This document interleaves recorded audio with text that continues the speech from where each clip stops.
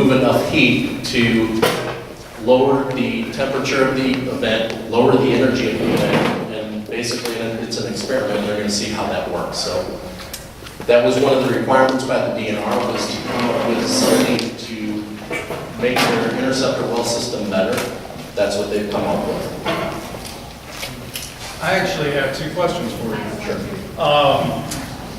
The DNR and Republic agreed to put in 3 new TMPs right there. Do you know if those have been installed yet? And if not, do you know when they will be? Yeah, that's the 3 that I'm talking about. I don't believe it's on the south side, and I haven't seen a map, and I have not seen this presentation, so I don't know what he has prepared. But there's 3 new ones going in September 3rd. The 4th one is going to be the replacement of TMP 13. I was confused, and I thought you were going on the north of 1, 2, 3, and 4 there. Yeah, North. I believe that it's on the north side. I could be wrong. Like I said, I'm not a landfill fire expert. My second question, I guess I had 3 then, is when you said that the CO was non-detect in the North Quarry, what was their threshold? I mean, because if they're setting it at 1,000 and above, then you're not going to find what you're not looking for. Then we've asked to see the laboratory data, and it's not yet been provided. But that information is not public yet either. So that'll be out tomorrow morning, I'm guessing. So we were told today that it was probably going to be out today, a day early, but that didn't happen. I checked the website before I came over here, and I didn't see it. Thank you. Set up right now to do core sampling in the North Quarry. I have not heard of that yet. I've heard gamma probe testing, but I've not heard. Has EPA requested that? I haven't heard from you yet. And I couldn't tell you. Maybe the one that requests that. Right. We've got a Q&A at the end of this too, and Matt's going to be on it, so Oh, yeah. I just wanted to ask about given the unreliable data there, is there anybody double checking the CO data from the North Quarry? I don't want to say, and I'm not going to go on record and say that it's unreliable. The data that we're getting is delayed. Part of the issue is the way the settlement agreement was written. Once that trigger of 140 degrees where it requires them to provide CO, it comes on a monthly report. I think that should be on a weekly report. We don't see that every week.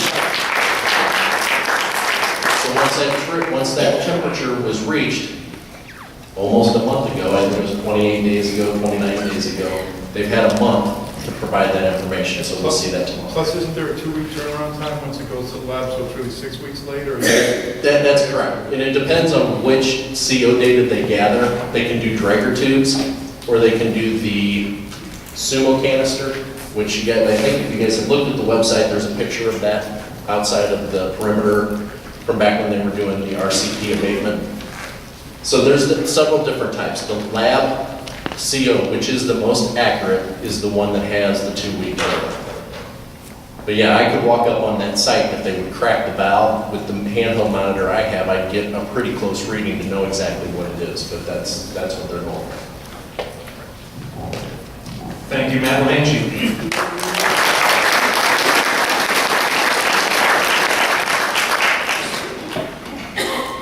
Go through the next. I'm hitting it and nothing. Oh. Next. Okay, so these are maps we saw last week with one updated month going back to February of 2013. This is the North Quarry. These are the gas extraction wells that we've been talking about. There's gas extraction well 54. Here's the legend. Purple is 131 degrees or below. Blue is 131 to 151. This aqua color is 151 to 171 next. And so you can tell that there's a lot going on here in the South Quarry, and then we can just cruise through these. Okay, so here's May. We started to see a few here, and then one up there next to the radioactive waste. There's the South. Here's June. And then July. Yeah, go on. I'm sorry. And then July is the one that we didn't have last time. And then there's the South again. Yeah, just keep going. For those who weren't here last time, I feel that this is very important so people know what kind of money is involved in this. This is Republic Services Security and Exchange Commission filing from April. And it says that they've recorded a charge of $74 million at the Bridgeton landfill, and the reasonable range for loss to their shareholders is $45 million to $235 million. And then the next one shows their July 25 filing, $108 million spent, and their range of loss went from the bottom number of $112 million to the high number of $392 million. So there's a lot of money involved in this. And, you know, you heard Matt say that Republic got a little leery when the temperature monitoring probe started approaching a trigger line. That's because it's going to cost more money to cap the North Quarry. They also have a leachate issue. They're installing 4 1 million gallon containers at the landfill to try and handle this leachate that they have. They were hauling over 300,000 gallons of this leachate off-site a day to the Metropolitan Sewer District, to public places in Iowa, Illinois, Indiana. That's 5,000, 6,000, 7,000, 8,000 gallon truckloads, all the way up to 300,000 a day. That's really expensive. That's a lot of gas money. Leachate is landfill liquids, for lack of a better word. It's a combination of nasty stuff that turns into liquid, collects at the bottom of the landfill. You want to get it out of there, and it needs to be managed because it's full of things like benzene and volatile organic compounds and some other nasty stuff. Yeah. And one of the questions I have is all these trucks that are leaving out of the landfill, has anybody ever checked them for radioactive material? The leachate or the trucks? The leachate. Yes. I believe they're testing Emma Sugarhead, yes, she interned with us this summer. We've been told that they're testing it, they haven't been found. And actually, I had a conversation with the gentleman from DNR about the leachate, and because the Metropolitan Sewer District refused to accept leachate from the landfill earlier this year because it was messing up their system. And DNR and MSD entered into an agreement that if they were to discharge anything above regulatory thresholds, so if they would have been in violation for a discharge, that they wouldn't be fined. But after talking to the gentleman from DNR, he said that this system has been going surprisingly well. And if anybody has a bunch of extra time and education to sift through all this leachate data, give me a ring. And so the costs here are incredibly expensive. And that's the point I'm trying to make. And I feel that the company will do what's in its financial best interest and its shareholders' best interest before that of the community. Next. Again, the radioactivity at this landfill is a problem. As I said earlier, the places where the radioactive waste were dumped in '73 are online. We do know that it's been mixing with the groundwater. The Nuclear Regulatory Commission was in charge of this site during the 80s. There's a document in 1988 where the Nuclear Regulatory Commission states that the radioactive waste was mixing with the groundwater. That was 4 years after I was born. And it's still happening. Nothing has changed. And so when the EPA made its record of decision in 2008 to leave it there and put a cap on it and water monitors around the site, and hope that it didn't do anything for the next couple billion years. They know it's going to become, also this is the other interesting thing, it's going to become more radioactive over the next 9,000 years.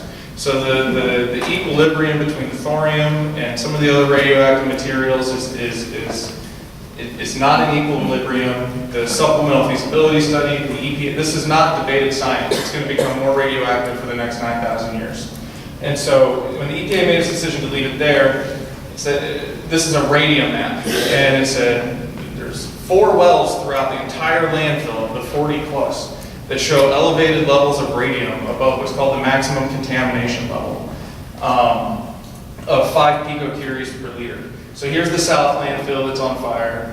Here's the neck, here's the North Quarry, here's area 1, here's area 2. So you see all these green dots around here?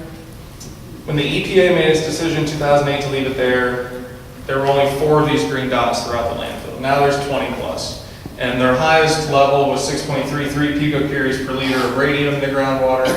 And now we're seeing, where did it go? 32, oh, this is not the right map. Sorry. Anyways, radium in the groundwater is prevalent throughout the landfill. Next slide. And when we asked the EPA about this, they said the isotopic abundance of radium in the landfill waste did not appear to match those of the radium found in the groundwater. Both radium-226 and radium-228 are found in the groundwater samples, while the OU1 soil samples contain primarily 226 with little to no 228. So the EPA is saying, we don't know why there's radium-228 in your groundwater at this landfill. It's not from the radioactive waste that we're managing. And they don't know why it's there. So we're trying to keep the EPA honest. They've involved the United States Geological Survey to find out what's going on, but something's not right. Thanks. This is a map of a tornado that's gone by the landfill on May 31st. On the 11th, if you've been on the Facebook page, you've seen this. This is the flood of 93. This is NASA overlay. The levee at Earth City remained intact in 93. Chesterfield Valley flooded. Now it's got all those outlet malls and a bigger levee that's going to push all that water downstream next time. Seismic activity from the New Madrid Fault. And then we got the landfill out there next. So, so we've asked the EPA, what happens when a landfill fire hits radioactive waste? Their answer is, we don't know, but we're looking into it. This is, I don't know of anywhere else in the entire country where a smoldering event, whether it be in the landfill or anywhere else, is approaching radioactive wastes. This is precedent setting, and it would be really great if EPA and our elected officials handled it like that. So I think we're on to Q&A. Before you do that, Oh yeah, Lou Boosie from Congressman Clay's office here, State Rep Keith English is here from Florissant, and how about just a second? You had a slide up there that's really important to me, if I may. Can you go back to the slide that had the barrier drawn in? That might be the one that pulled up separately. the isolation brick. Yeah. Yeah. It's quite a way back. There we go.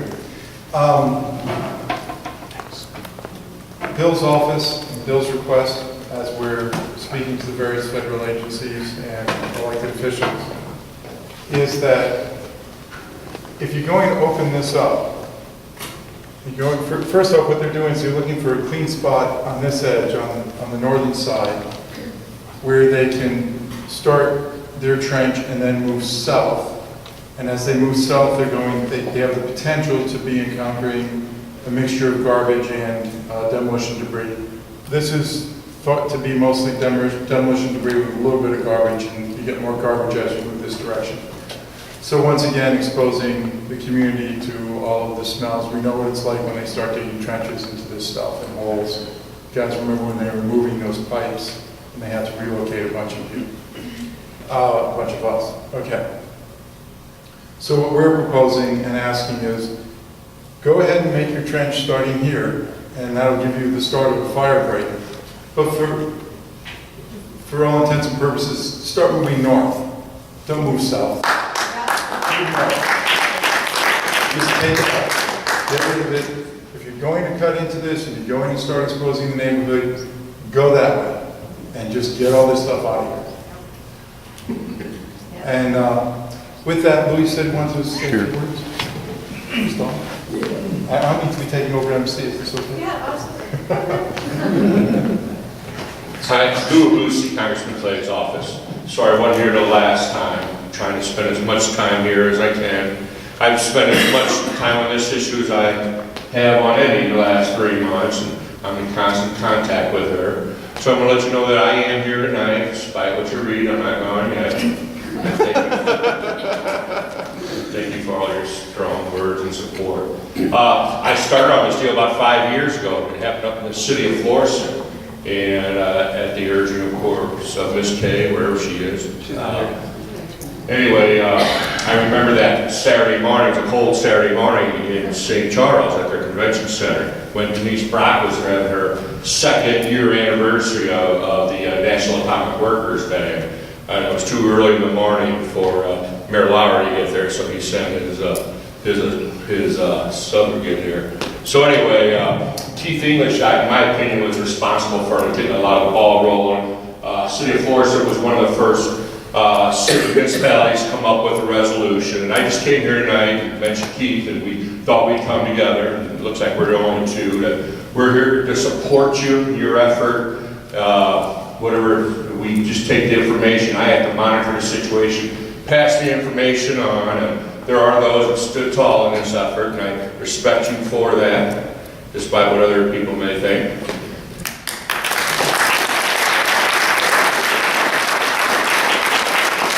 Some people do still have strong beliefs. I want to thank you for that, man. Thank you. I had, as you probably read on Dawn's posting, I visited the landfill a couple weeks ago. This time I was a welcome visitor. So, if anyone wants to email me, tell you about my experience, there wasn't a lot. They just told me their side of the story, and it's way different than your side of the story. So, you just didn't know all that.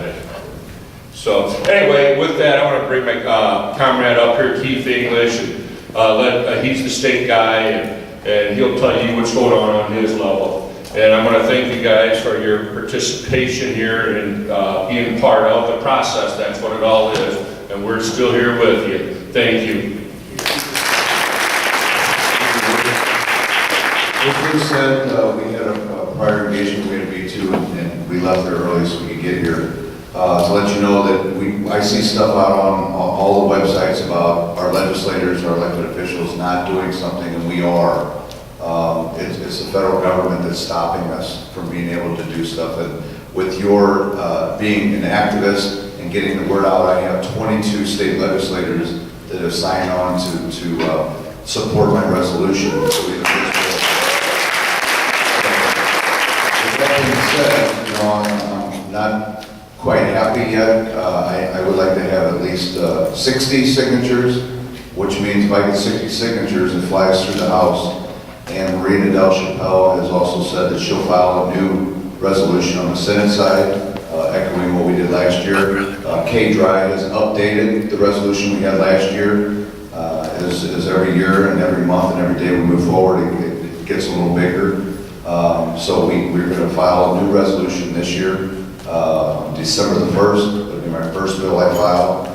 Last year, I don't think people really realized what we had going on. Not that the fire is the reason that we're here, but it's definitely helped in what we're trying to do. I'm going to work adamantly and tirelessly to try to make sure that we get the word out. And thank you to the fire department for their being involved, because it's also opened eyes elsewhere.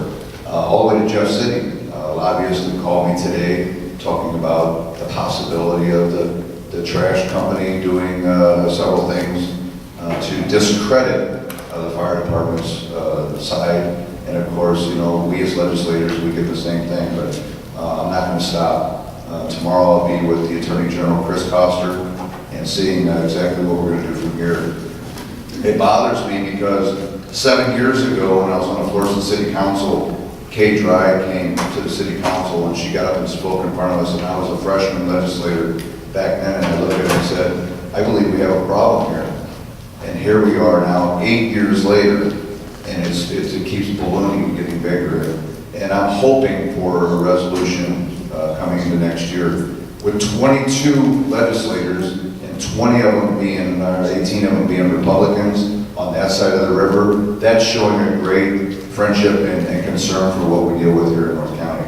But to let you know that working with Congressman Lacey Clay's office in Louis, the friendship that we built, of course, working with the DNR and people with the coalition and trying to get this thing moving a little faster. I am scared. And that says something that doesn't happen easy, but I've been scared for a long time.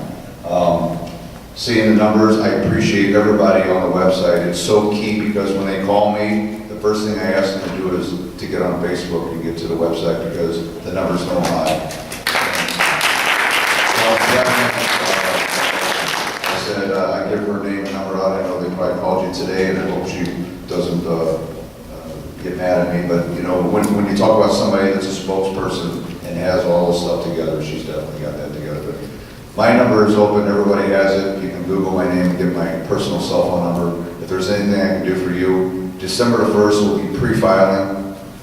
January the 8th, you'll see it come up on the calendar. So the signatures will be there, and I appreciate what you have done and what you're doing to stay on top of it. And if we can move the ball any faster on a federal level, I definitely will be working to do that. But thank you very much.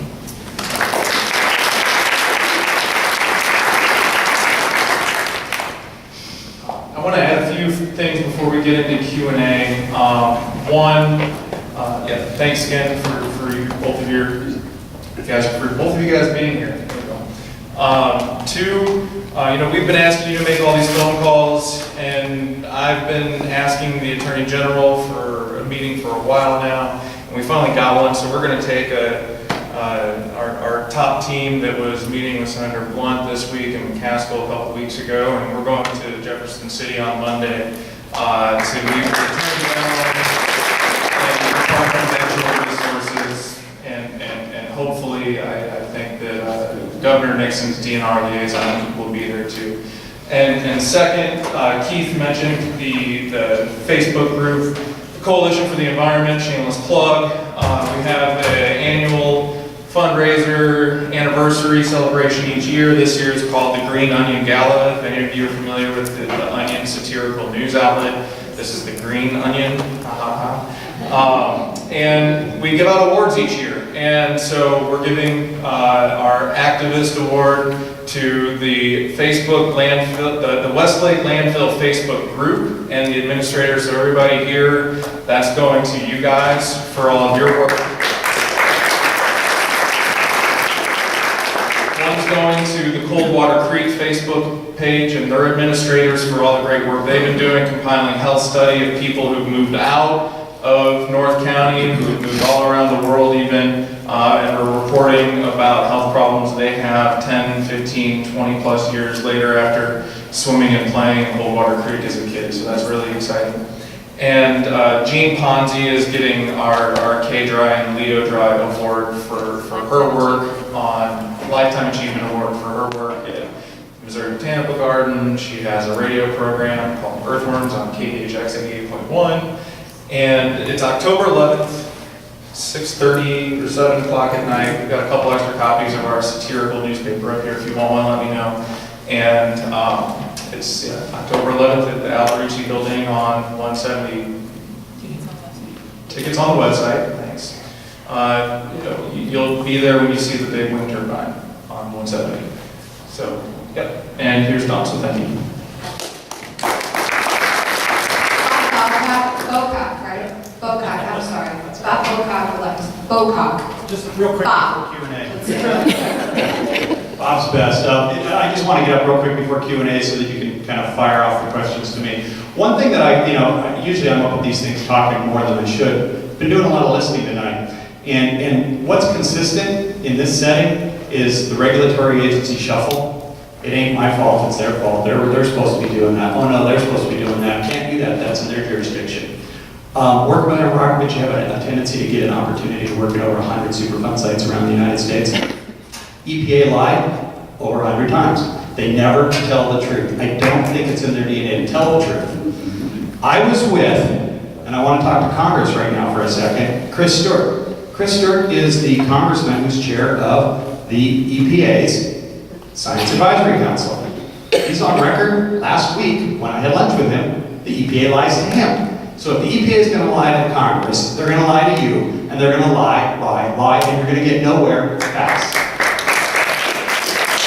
Here's what you need to do. Now there are a half a dozen issues going on with this, and you guys know that more than I do, but you've got radioactive material here, and you've got a fire here. This is a federal problem, but it was a private company that bought it and dumped it on private property, and you have a private company that bought it with their eyes wide open. Tough. That's the situation we find ourselves in today. So what you do is you call your governor and you say, Governor, call President Obama, declare a national emergency so that federal funds can be appropriated. You get this cleaned up, and you let the federal government and Republic fight for the next 25 years over who's going to pay the bill. But that's the only way you're going to get this out of here, or I guarantee I'll be standing here 20 years from now saying, it's their fault, no, it's their fault, no, it's their fault, no, it's their fault. And that's all you're going to go up against. And so what you need to do is that's the action that needs to be taken. It needs to be dug up tomorrow. And until that emergency declaration's made, it ain't going to happen. How does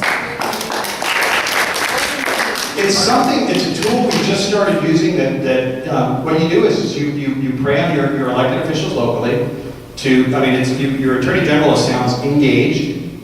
I guarantee your governor knows about what's going on here. You've already got their attention. What you need to do, it's kind of frustrating. I mean, here we're sitting in 2013, trying to teach government how to do their job while they're trying to do it. I mean, it's kind of pathetic. But they declare an emergency when, you know, that pier in New Jersey burned down because you got an aggressive governor. That's a Republican governor, and he gets a declaration of emergency, and you get a whole new city built. Okay? You saw where they spent, what was it, 75 million or something like that, but it cost the shareholders 425 million? How much does it cost you guys in property value? I'll guarantee it's more than 425 million. So we don't even want to go to that number yet. We're not even talking the health issues that you guys are suffering. So with that, I'll turn it back over so we can fire off the Q&A.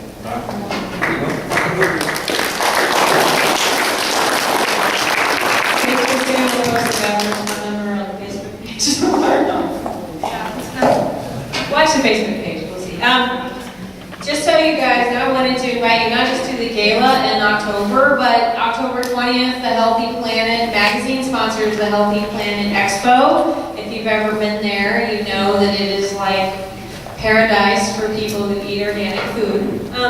But it's also a great place to learn about clean energy and putting solar systems on your house and all that. But it's also a good way for us to tell folks in Webster Groves and all over the communities in this region about this problem. And we're going to focus the Missouri Coalition for the Environment booth at the Healthy Planet Expo on this event, on fire and on the graphics. So I just wanted to see if any of you guys want to come. Because if you want to volunteer, A, you'll get in for free, which is nice, and B, you can help me, which is nice too. So let me just pass this around. If you want to, there's the times, it's 10 to 4, it's on a Sunday, so I understand that's not a good day for folks, but if you've got some time and you can sign up, I welcome some help, all right? Okay, Q&A, I get to facilitate? Yeah. All right. Okay, questions, let's start in the back, in the green. Oh, no, she wanted her sheet. Oh, you want a sign-up sheet, okay, it's coming. I'm wondering, you mentioned that somebody mentioned that they're going to be doing some gamma testing. How come they have not done core sample testing? How come they can't take a sample of what's going on? Okay, well, there's a real, I'm gonna let Ed answer most of that, but they have done some gamma testing and some stuff, but yeah, I'll let Ed describe it. So one of the people on our A-team is Dr. Bob Chris at Washington University. You've seen his paper, it's on the Facebook page, it's out there. The coalition asked him a while back to take a look at the Westlake landfill. So Dr. Bob Chris, he's not only a chemist, he's in charge of the Stable Isotope Laboratory at Washington University since the 90s.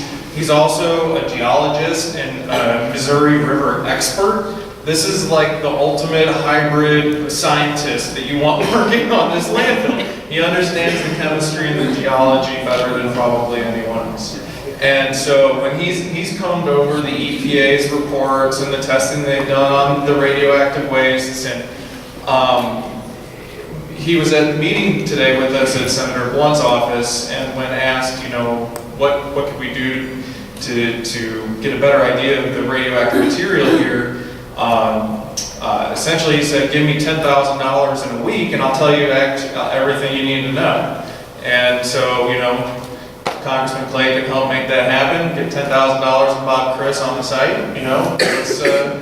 He's got the equipment at Washington University to do the analytical work on the material at Westlake, and we could get it done. but that means you would have to want that to happen. And right now, there's not any desire from the EPA to make that happen.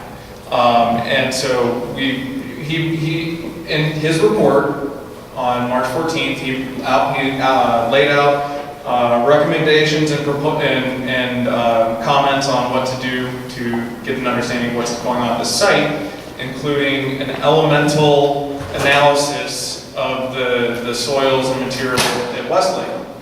And the EPA wrote back when I asked them specifically about this and said, we can't do isotopic analysis. They said, I don't want isotopic analysis, I want elemental. And the EPA can't wrap their heads around the recommendations that apparently, that Dr. Chris is making apparently. So we're asking for that stuff, but right now we're not getting it. They can't, or they won't. They won't. They won't. Because they can do both. They don't want to. They said, the EPA's answer is, we have all of the data we need to know about what's going on at the landfill, which is not actually accurate considering the National Revenue Review Board, an entity that's within the EPA, asked them to do several more site study analyses before making a decision. So we're asking, and we're kind of as frustrated as you are, or more so. Robert? Got a question and a comment. Being in Nashville, we're right on top of it. Everybody saw that video of them taking nuclear data and then drive by the fire Geiger counter. road. It was like 3.5 or 0.35, whatever it is. Can you explain a little bit about that, what that means to us? I understand it's kind of a low level radioactive, but we're getting a radioactive cocktail as well. And this has been going on since 2010, and we don't know what the reasons were before that. And I'm not an electronic person, scientific person, so I went out and got a Geiger counter myself, that I borrowed one. And yeah, when the stink goes up, your needle starts going up. So can you tell us what a low-level radioactive cocktail that's hitting us for the past 2.5 years, what that means to, especially this Spanish village, where we've got a lot of children right there, to younger personnel, this 8-hour me, something's probably going to get me beforehand, but what's going to happen to our kids? And I probably can't even have my grandkids come and visit me because I'll have to say, oh, don't come see Grandpa because I don't know what's going to happen. And I don't want to hear this, oh, well, it's low level, but it's low level over, and the smell. So can you comment on that and I'll stop there? Yeah, well, it's not going to satisfy the question that you just asked, but I can't make, first off, I'm not a doctor or a landfill fire expert, two things that probably make me a lot more money than what I'm doing now. But the National Academy of Sciences, there's this thing called Biological Effects of Ionizing Radiation. It's called the BEER report. And the seventh one was released the last several years. And what they've determined conservatively is this theory called the linear threshold model, meaning the more exposed you are to radioactive material, and generally that means ingesting for alpha and beta particles, not just gamma, which goes through things. The more you are exposed, the greater your chances are, or risk is, of developing health problems. That's greater for younger people because at least children, they're breathing more than adults. So adults breathe about like 60 in and outs per minute. Children are in the 80s. They're lower to the ground where the stuff's going to land. They're putting their hands in their mouths a lot more than we are, licking things, So, and their lifetime, they have more of a chance to experience health problems than somebody that's being introduced to radioactivity in larger quantities that's older, right? So they have a longer time period to develop problems. So what's the 3.5 actually? You watch the video? Yeah, where is that kind of rate? It's like that Geiger counter was like the aspect plane that flew over the landfill. It's not going to tell you a whole lot. Okay, well, what level? I mean, could you give us an idea? Like I said, I go out there and I get basically no reading, and then all of a sudden here comes. Unfortunately, I only had this real recently, and we only had one day when the smell was real bad. and as the snow came in, it got worse, and then I did it early, then I did it at 10 o'clock at night, the smell got a little bit worse, the reading got a little higher, then I went out at 5 o'clock in the morning. Like I say, we're so close to it that you can tell, and by the time I went out 5 o'clock in the morning, granted it was reading low levels, but it was twice what the low levels were that I was getting standard since I've been doing this Well, all if the time. if the odor is correlating with higher hits on your Geiger counter, then that's something that we'll talk to DNR about and try and. And one more quick question, when they're doing the air sampling, I go through the data, and why is there a stoppage from like 6 o'clock in the evening till like 6 o'clock in the morning, where they're not analyzing as much? I kind of talked to Dawn about that. I mean, I don't understand, why can't they give us all those totals 24 hours a day instead of stopping in the evening? Because it seems like they're burping the system at night, and we're getting a lot more smells overnight. Because I get up early, wake up with headaches, and why are we giving them the freedom to flood us with stuff overnight when we're not sampling that? If we're sampling it from during the daytime, why can't we sample overnight? Couldn't we spend a few more bucks and get that done? We'll talk to them about it on Monday. I was gonna say, that's an AG question. Yeah, and a DNR question. Do we know, does anybody know why that hasn't happened? And DHS I just happened to find out on a It's a fluke and brought it up. It's funny, like- my understanding is it's the amount of money that it costs to do 24-hour monitoring. They have said that Republic is not supposed to be doing work at night, so that's why they're not monitoring at night. Okay, why does it smell good at night? It looks like we're giving them freedom to just send it out. Call, that's all I can Well, we tell have you. called, and then another thing, there is no monitor in Spanish Village where we got a lot of kids. Why would we put some, they told us they had a monitor that comes through their mobile once in a while. And you got most of your children, this is residential that's just close to it. Why wouldn't we have a monitor for our children there? I mean, I'm worried about kids, but there are a lot of kids in Spanish Village. I don't think there's a whole lot in the trailer park. Why don't we get focused on that, taking care of our kids? There's a big park right in Spanish Village. Great place for a monitor. I agree. I'm curious, what levels were you seeing on the Geiger count? It was very low levels. I'm not real good at it, but it started off like at a 0.05 or whatever. Well, this is an ancient thing that I just happened to borrow. I wanted to test against it because I just saw the video, so I called a friend who said he had a real old one. And it was calibrated. Have you been logging what you've been recording? No, but I Start logging what you've been recording, and then we'll go to DNR. We'll talk to them about that on Monday, but start recording everything when it happens. And But we only had one that day, and that's why I can tell you that when I go out there, it's like between a 0.3 and a 0.5 on this thing. And when the smell came in, it went to right around 8 to 1 on this one that I had. And then I went out there at 5 o'clock in the morning when we had that system that had come in last Thursday night and got stronger. And by Thursday morning at 5 a.m., it was like a 1.2 to 1.3 is where it's pegging to. Well, it's really important to log that in and report that. No, I've got it in here. We've been Right told by now, I don't know what it means. We've been told by DHSS that they've been up on the hill and that they have looked for radiation and there was nothing coming out. So this is interesting that you're able to see that it changes with the odor pattern. Again. And it's not scientific, it's unfortunately, it's only one time. There's also a National Radiation Monitoring Network, it's called. It's a bunch of volunteers who have purchased Geiger counters that they hook onto their computers, and it real time has a map of all across the country where these things are located and what they're reading. So if you're curious what kinds of readings are normal or average or typical, you can probably Google that. I've got a thing that it's not being done in Missouri. Oh, there's no monitor in Missouri, so what is it? That's something we as a group could think about. These are volunteers. But if I can't get access to it, and there's no access in Missouri, what really does that Access, do? We're asking what normal levels are. You can kind of see what's running in California, what's running in, it's a national. There are people in Missouri that have them hooked It updates up. every minute. And they got people in Missouri that are doing it? Yeah, there's a couple. Something like that, yeah. There might be one in Missouri, just not very big. Yeah, it's volunteers. Or you may want to get one and put it on the network. Yeah, or That'd be we can interesting pass a to hat. see how it compares. I think it's about $300 to get it installed. Plus age and stuff. Yes, sir. My name is Lou Moy. This is my first meeting. And I'm here representing the Coalition of Black Trade Unions. I live way down in the city on Berkshire and Steinlager, which is not far from where all this stuff was created. And they dragged it out here and dropped a lot of it on the way out here. And so I came out to try to see how we could help, because we're concerned about these kind of issues regardless where they are, or regardless how close they are to where we live, and have worked around some other cleanup sites.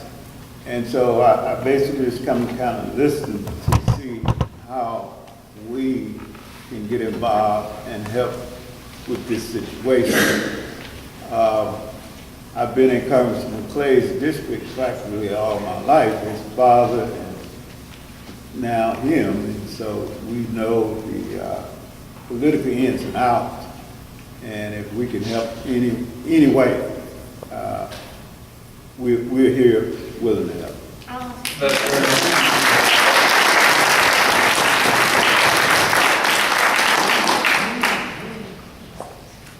You're worried about the gas temperatures for what would it take to get a temperature probe sunk in next to that wellhead or the gas head? The Republic saying yes. I mean, can they be forced to do this? If it's part of the settlement agreement, yes, and that's where the additional TMPs that we talked about that are being required to be installed, that was part of the settlement agreement. The Attorney General is forcing that now, and they have to install those 3 plus the one that's failing, so. If there's another area of concern that they might want to put in there, in that one area. Yeah, I can tell you from being at the meetings, if it's not in the written document on that agreement, Republic fights it. We could ask Republic to be a good corporate citizen. Or we can ask the AG's office to go back to court. So. The other question I had was, we talked about triggers. Is there any trigger that's going to trigger a state of emergency? No, we've asked that, and the general response that we get is we will not allow the fire to hit the radioactive wastes. I was a Boy Scout when I was a kid, so I like to always be prepared. And just telling me that it's not going to happen is not being prepared. Matt said that he has full faith that fire, break, or trench could prevent that from happening. But there's a whole set of known unknowns and unknown unknowns that are at this landfill. And right now, from where the coalition sits, removing the radioactive waste is the only the only way to ensure that the fire does not hit the radioactive waste. Let me just share a story, because we had this question for the EPA, because Don and I first started talking in the spring. I was on the phone with the EPA a lot, and I called the EPA and I said, hey, what would trigger an evacuation? Like what would be so bad as you would need to get people out and get them out quickly? How would you know that you needed to do that? And the EPA said, well, we would probably rely on air monitoring, to tell us that would need to happen if it needed to happen. And so I'm thinking, so you're going to rely on air monitoring to tell you that there's a public health situation that deserves an immediate response, and yet you don't have a very robust air monitoring network in place to tell you that. So this is where the disconnect is. Like, in theory, we could do it this way, but nothing is, there's no structure there to make it actually happen. And that's Ed's concern too, is that there's no structure there to actually make the fire not meet the radioactive waste. And the plan, the way it's been presented so far, is not very robust either. And so that's the reason we're here as a community, is to try to make sure these questions get answered quicker and more thoroughly. So. Let me add one other thing about that, though. And I don't want to make this meeting go any longer, but I have every confidence in the first responders and the people right here on site that that's not going to happen. That if there's something that they think is close enough to be an emergency, they'll pull the trigger. They'll do it here. I'm not going to rely on the EPA. I'm not going to rely on some guy in Jefferson City. I'm going to rely on the fire districts and the public officials we have right here. And I have complete confidence that they will do whatever is necessary. They're cautious about it, and there's no reason to alarm the community. But the fact is, we have people in place. They have emergency plans. They have everything in place that they will put. I guarantee you, they'll do it before it becomes effective, and I'm very confident in that. Isn't it just having a fire, isn't that a factor? I mean, if I had a fire in my front yard, the fire department's going to show up and put it out. There's as much problem with putting this fire out. If you expose this fire to air, if you dig this fire up, you're gonna, I mean, if it wasn't for the radioactive waste, they might bury this fire under 30 foot of extra dirt. There's all kinds of things they could do with it. And I understand all that, but I do not want anybody to think that they're not protected, because I represent this area right here, that landfill, this entire area around here. And if I didn't have confidence that that you could sleep at night and have the protection that you need, I'd be sleeping out on the rock. Okay? So I do. We're not relying on a monitor, some guy sleeping in a hallway in Jeff City monitoring it. It's not the case. We have local people who I believe have our back, if you want to put it that way. Here than there. I'm hearing a lot about this barrier, and to me it seems like even in a best case scenario, it's just a stealth tactic, because, okay, say it's bulletproof and fire can't expand anymore. If a smoldering event happened in the south, what's to stop a separate one from starting some big? Major point. Yeah. If I can answer that, that's why we're asking for the barrier wall to be put in now, because there is nothing to guarantee that something won't start separate from what happened in the south. So the first thing that needs to happen is there needs to be a fire break, call it a barrier wall, whatever. There has to be a fire break between the municipal landfill and the radioactive waste. Well, she's running up here. A point that needs to be made with the elected officials on this issue of the radioactive waste there. That is an illegal dumping of radioactive waste, not in one spot, not in 2 spots, but 3 spots out there. And I don't, God willing, that fire burns out tonight. Even if it does, this community is impaired even after the fire goes out. As long as that radioactive material sits there, every property that has been designated within that zone until that radioactive material is handled properly. It's 2013 for crying out loud, guys.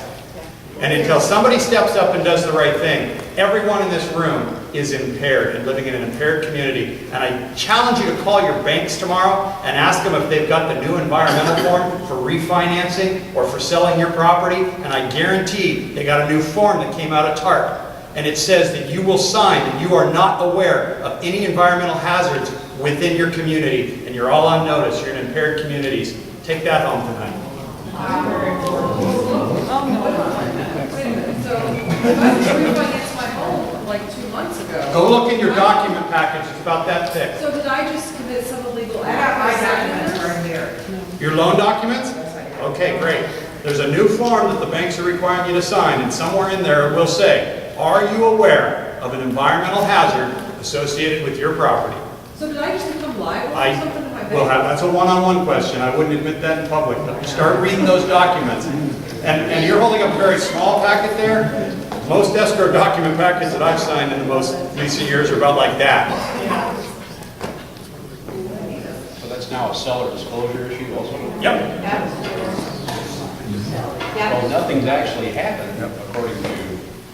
The EPA's designated the 1 mile zone. So something blows up, we're all good. Because there's a CAG form now, and because the EPA, to be part of that CAG, there's a 1 mile impacted community. So because of that, that is set in motion. It is on record federally that we have an impacted community.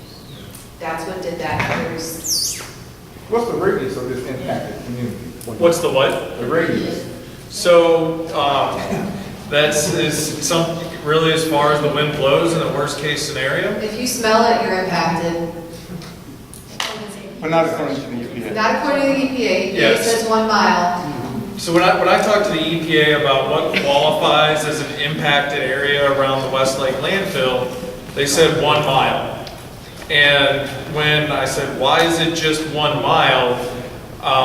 Why is it not greater? You know, the odors are beyond 1 mile at this landfill, so certainly if the radioactivity were to get in the air and travel through the air, it would go beyond that 1 mile. And the answer I got was, we normally deal with lead Superfund sites, and the lead doesn't travel. So, He's not kidding. And so this is the answer I got from EPA Region 7. We're comparing apples And- to oranges. Right. So yeah, they're comparing lead to radioactivity. So that's Well, it was about 250 million years ago. and maybe again in about a million years. The question this gentleman just raised though about digging the trench and having an SSC, a smoldering event start on the other side, Might be already you get a candy bar tonight, because he's absolutely right, and that is something that Harvey and Delato's office, and I know other offices, Ed and Kat, and I'm sure Bob will tell you, that is our major concern. Let's say this fire goes out tomorrow. Let's say God puts this fire out, wouldn't that be great? We still have a big problem because we also have radioactive waste still there. We also have the ability for an SSC to start within that because it's demolition debris, and we have the documents, thanks to Deb Disser, that show, Matt probably wants to get a hold of these documents when you see the stuff. I'd like to that's see in them, there. but I want to say this about the Westlake landfill. It is not the same type of landfill as the municipal.